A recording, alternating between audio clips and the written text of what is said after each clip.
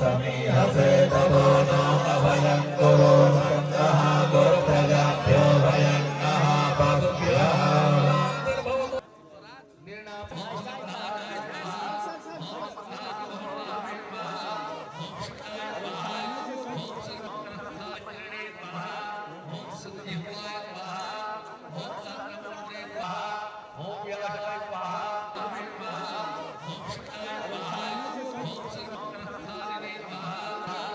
बहुत अच्छा लग रहा है और पिताजी की याद भी आ रही है क्योंकि उन्होंने 10 वर्ष पूर्व इसका निर्माण कार्य प्रारंभ कराया था और 10 वर्षों के बाद आज यहाँ पर स्थापना हुई है। तो अधूरे काम को पूरा करके गर्व भी हो रहा है और बिहार वासियों को शुभकामनाएं प्रेषित करेंगे कि विश्व का सबसे बड़ा शिवलिंग अब बिहार में है।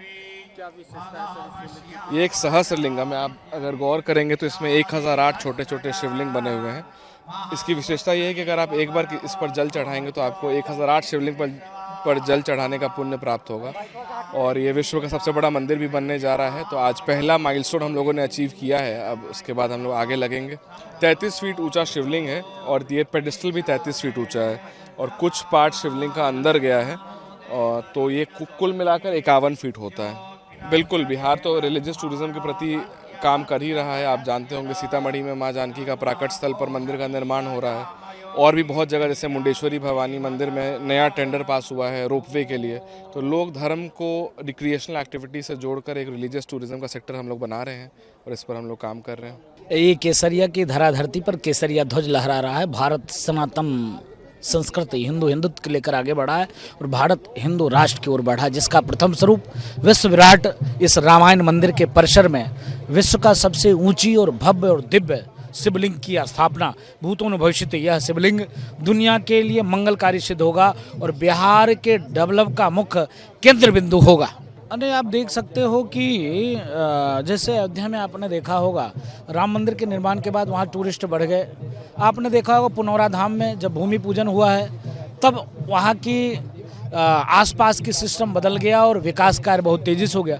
उसी प्रकार से मुझको लगाता है कि ये रामायण सर्किल मतलब अयोध्या से लेकर पुनौरा धाम तक के जो यात्रा है, जो रास्ता है, उसके बीच में यह विराट मंदिर की स्थापना हो रही है और उस विराट मंदिर में विराट शिवलिंग की स्थापना यह पूरे दुनिया के लिए मंगलकारी सिद्ध होगा और बिहार के लिए एक डेवलपमेंट का मुख्य केंद्र बिंदु होगा और बिहार विकास की ओर अग्रसर होगा और आगे आ जाएगा। जिस प्रकार से नीतीश जी के नेतृत्व में बिहार डेवलप हो रहा है, जिस प्रकार मोदी जी के नेतृत्व में बिहार डेवलप हो रहा है, उसी प्रकार से मुझको लगता है पूज्य आचार्य कुणाल किशोर जी के नेतृत्व में जो ये विशाल शिवलिंग की स्थापना उनके सुपुत्र सैन जी और उनकी पतोह शांभवी के नेतृत्व में जिस प्रकार से मुझको लगता है कि जो उनकी परिकल्पना था पूज्य आचार्य कुणाल किशोर जी का कि वेद पुराण शास्त्र उपनिषद के माध्यम से पूरे जो ये रामायण सर्किल जो बनेगा विश्व विराट रामायण मंदिर, तो मुझको लगता है पूरे दुनिया के लिए मंगलकारी सिद्ध होगा।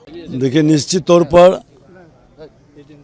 माँ जानकी की ये पावन धरती फिर से जगने जा रही है। देश के प्रधानमंत्री नरेंद्र मोदी जी ने अयोध्या में जो भगवान राम के मंदिर स्थापित किए, रामलला विराजे।